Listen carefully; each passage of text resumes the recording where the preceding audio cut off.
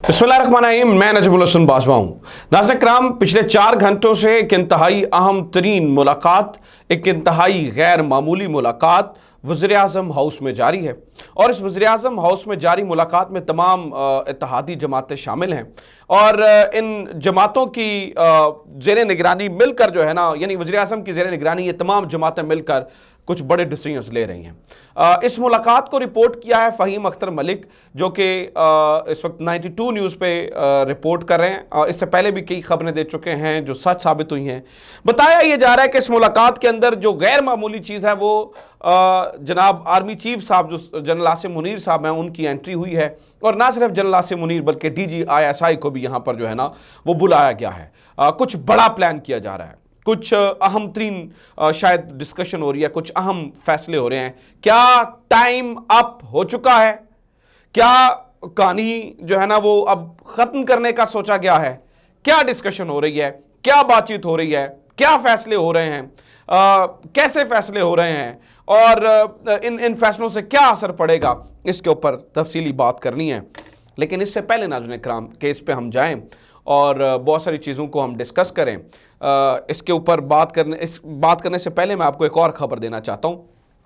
नाज़रीन किराम, शाहिद मेतला एक सहाफ़ी रहे हैं। शाहिद मेतला ने एक कॉलम लिखा है आज, जो बड़ा इंपॉर्टेंट कॉलम है और उसके अंदर कुछ बड़ी अहम चीज़ें कही गई हैं। उसमें उनकी जो हेडलाइन है वो है आर्मी चीफ को हर चीज़ की खबर नहीं होती। अच्छा, उन्होंने जो कॉलम लिखा है वो मैं कॉलम, उसमें इतनी खबरें थी, मैं सोच रहा था कि एक एक करके आपको बताऊं, लेकिन वो इतना दिलचस्प और हर बात में खबर है, इसलिए मैंने ये सोचा कि मैं पूरा प्रॉपर वो पूरा कॉलम आपको पढ़ के सुनाऊं और उसके ऊपर थोड़ी थोड़ी बात हो, ताकि मैं आपको बता सकूं कि देखें चीज़ें कब कैसे किस तरह से प्लान होती रही हैं। बाद में मैं आपको इस मुलाकात के बारे में बता देता हूं।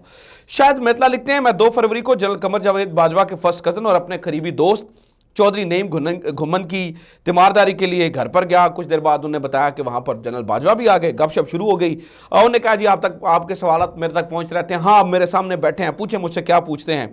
तो उन्होंने कहा जी, फिर मीडिया पे गुफ्तगू हुई, बात इतनी लंबी हुई कि फिर वो इंटरव्यू की शक्ल इख्तियार कर ली। जो सबसे पहला पॉइंट इन्होंने अपने कॉलम के अंदर लिखा, वो कहते हैं जी जनरल बाजवा कहते हैं कि हामिद मीर और तलत हुसैन बहुत बड़े झूठे हैं।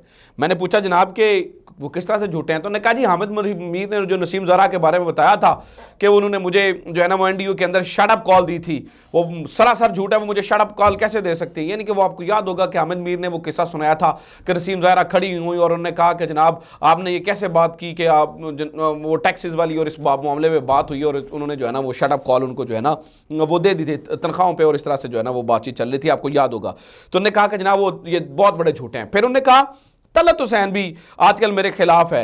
हालांकि तलत हुसैन को मैंने नौकरी पे निकलवाया नहीं था, नौकरी पे रखवाया था, उसको फैज़ ने निकलवाया था। फिर ये मेरे कज़न को, मेरे फर्स्ट कज़न को लेकर मेरे घर में आ गया। ये मैं तलत हुसैन की बात बता रहा हूँ, इतने बड़े बड़े नाम। वो कहते हैं जो तलत हुसैन मेरे घर में आ गए, तो मैंने कहा कि ठीक है जनाब। मैंने फिर वो उसको कहा कि जनाब मैंने जनरल फैज़ को मैंने कहा कि इसको जो है ना वो नौकरी पर दोबारा रखवा दे। वो मेरे कज़न अंजुम वड़ाइज के साथ जो है ना वो आया था।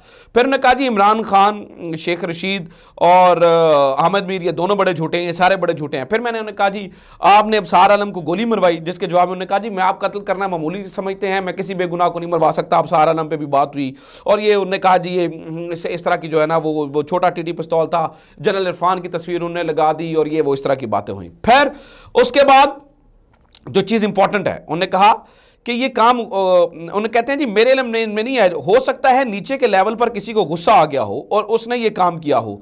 मैं तो असद तूर को भी नहीं जानता था, मुझे असद तूर के वाक़े का भी अगले दिन पता चला। आर्मी चीफ को हर चीज़ की खबर नहीं होती है, इसके करने के और बहुत काम होते हैं। फिर वो कहते हैं मतीउल्लाह जान वाला वाक़या एजेंसी ने भोंडे तरीके से किया था, मैंने इस पर जनरल फैज़ की क्लास ली, फिर मतीउल्लाह जान को छुड़वाया। ये जनरल बाजवा इसका मतलब है मान रहे हैं कि वो एजेंसी ने करवाया था। फिर वो कहते हैं जी मुझ पर आजम सवाती और शहबाज गिल को नंगा करने का भी गलत इल्ज़ाम लगाया गया। मैं 62 साल का हूँ, इस उम्र में किसी को नंगा कैसे करवाऊंगा? 70 साल के बुजुर्ग आजम सवाती को नंगा कैसे कर सकता हूँ? ये भी बकवास है। मुझ पर शहबाज गिल को भी नंगा करने का इल्ज़ाम गलत है। मैं इन चीज़ों से कुछ मेरा लेना देना नहीं है, मैंने कब्र में भी जाना है। लेकिन आजम सवाती ने मुझे बास्टर्ड तक जो है ना वो लिख दिया था। उन्होंने कहा जी आजम सवाती ने, तो वो कहते हैं जी मैंने तो कहा जी आजम करवाते तो एजेंसियों पर इल्जाम लगाते हैं। अब सुने जरा, कहते हैं बाज़ औक़ात एजेंसियों में शाह से ज्यादा शाह के वफादार बनने की कोशिश की जाती है, यह निचले लेवल पर होता है। बहरहाल मेरा इन मामलात से कोई जाती ताल्लुक नहीं है, लिहाजा वो मान रहे हैं कि हो सकता है एजेंसी में करवाया गया हो, लेकिन चूंकि मेरे इल्म में नहीं है इसलिए मैं इससे जो है ना वो बिल्कुल मुबर्रा हूं। फिर उन्होंने कहा जी ईमान मजारी ने पोस्टर लगाया जनरल बाजवा बेगैरत है, तो इस पर जवानों को गुस्सा आया। एक मेजर ने कहा सर आप बेगैरत हैं, हम इसको फिक्स करेंगे। तो मैंने मना कर दिया और मैंने कहा जी बस कानूनी तरीके से निपटें और इस इशू को ख़त्म कर दें। मैं हर तरह की तनकीद बर्दाश्त करता था, लेकिन इदारे की इज्जत का भी सवाल होता है। फिर ईमान मजारी के खिलाफ GHQ ने बाकायदा FIR दर्ज करवाई। जस्टिस अतर मिनल्ला की बेटी ईमान मजारी की दोस्त है, जस्टिस अतर मिनल्ला ने ईमान मजारी को जमानत दे दी। इसके बाद हमने जानबूझकर इस केस की पैरवी नहीं की ताकि मामला वही ख़त्म हो जाए। अच्छा सुने, इंपॉर्टेंट चीज़ें आ रही हैं, इंपॉर्टेंट एक एक चीज़ में खबर है। वो कहते हैं जी मैंने कहा जी जनरल इरफान मलिक को ISI से आपने इसलिए हटाया कि उन्होंने मरियम नवाज को स्मैश करने की धमकी दी थी। कहते हैं मैंने नहीं, इनको जनरल फैज़ ने हटाया था। जनरल फैज़ DG ISI और DGC दोनों का काम खुद करना चाहते थे। मैंने पूछा जी मरियम नवाज वाला वाक़या कैसे हुआ था, किसी के दरवाजे तोड़ने का हुक्म दिया था? तो इस पर इंपॉर्टेंट बात की उन्होंने, कहा ये मेरे इल्म में नहीं है, लेकिन जब मरियम नवाज का दरवाज़ा टूटा तो पता चला कि मरियम नवाज और कैप्टन सफदर दो अलग अलग कमरों में ठहरे हुए थे। दो अलग अलग कमरों में मरियम नवाज और कैप्टन सफदर ठहरे हुए थे, एक कमरे के अंदर ठहरे हुए नहीं थे। फिर उन्होंने कहा कि यह भी काम नीचे लेवल पर हुआ, मुझे इसका जो है ना वो पता। उन्होंने कहा जी नवाज शरीफ से कोई शिकायत की? नहीं। सदीक जान के ऊपर बात की, उन्होंने कहा हाँ वो मैंने उन्हें कहा था और इसके ऊपर जो है ना फिर उन्होंने कहा जी स्टैब्लिशमेंट के करीब समझे जाने वाले सहाफ़ी इमरान खान के कैंप में चले गए और ऐसा भी जिनको बनाया गया था वो बनाई फ़ौज ने था। तो उन्होंने कहा हाँ जी साबिर शाकिर और ग़ुलाम हुसैन को मैं फील्ड में ले जाता था, हमने एकदम से साइड बदल ली, वो वहीं पर रह गए। हमें चाहिए था कि उन्हें कहते कि आहिस्ता आहिस्ता जो है ना वो साइड बदलते, लेकिन वो उन्होंने जो है ना वो नहीं की। फिर उन्होंने कहा जनाब कि इमरान खान झूठ बोलने में बहुत महारत रखते हैं, वो बहुत चालाक आदमी है और झूठ बार बार बोलते हैं, लोग इस पर यकीन कर लेते हैं। और यह मकबूल के बारे में उन्होंने कहा थे कि वो जी उनके बारे में उन्होंने कहा जी वो भी झूठे हैं। फिर मीर शकीलुर रहमान के बारे में पूछा, उन्होंने कहा जी वो तो इमरान खान ने करवाया था। यानी कि ये पूरा एक लंबी लिस्ट है जिसके ऊपर जनरल बाजवा ने कहा जी मेरे हाथ जे साफ, मैं बिल्कुल साफ सुथरा आएगा, तो जो कुछ करवाया इमरान खान ने करवाया था और मेरा कोई ताल्लुक नहीं था, और अगर एजेंसी में किसी ने करवाया तो वो नीचे वाले लेवल पर हुआ होगा। हर चीज़ की मुझे जो है वो खबर नहीं होती है, लिहाजा ये सारी बातें डिस्कस की गई। अब आ जाते हैं नाज़रीन इकराम उस मीटिंग के ऊपर, जिस मीटिंग के बारे में मैंने आपको बताया कि जी 4 घंटे तवील और लंबी एक मीटिंग जो है वो वज़ीर आज़म हाउस में हो रही। इस खबर को ब्रेक किया है फ़हीम अख्तर मलिक ने, जिनके बारे में मैंने आपको बताया कि आजकल जो है ना वो 92 पर रिपोर्टिंग कर रहे हैं। इससे पहले भी ये काफ़ी चीज़ें जो है ना वो रिपोर्ट कर चुके हैं। तो इसके ऊपर वो कहते हैं, इस मीटिंग के ऊपर जो है ना वो उन्होंने जो बात बताई है वो ये कह रहे हैं कि जनाब 4 घंटे से एक मुलाकात जो है वो हो रही है। 4 घंटे से एक मुलाकात जो है वो यानी कि तमाम इत्तेहादियों की मुलाकातें हो रही हैं, और इन मुलाकातों के अंदर उन्होंने वो लिखते हैं कि इन मुलाकातों के अंदर जनरल आसिम मुनीर भी हैं, बाद में DG ISI भी आए। और फ़हीम अख्तर मलिक कहते हैं कि उन्होंने दूसरे एक और ट्वीट में इस ट्वीट से बिल्कुल अलग लिखा कि शायद तहरीक इंसाफ के ख़िलाफ़ जो है ना वो को बड़ा क्रैकडाउन हो रहा है या कारकुन या इस तरह की चीज़ें हो रही हैं।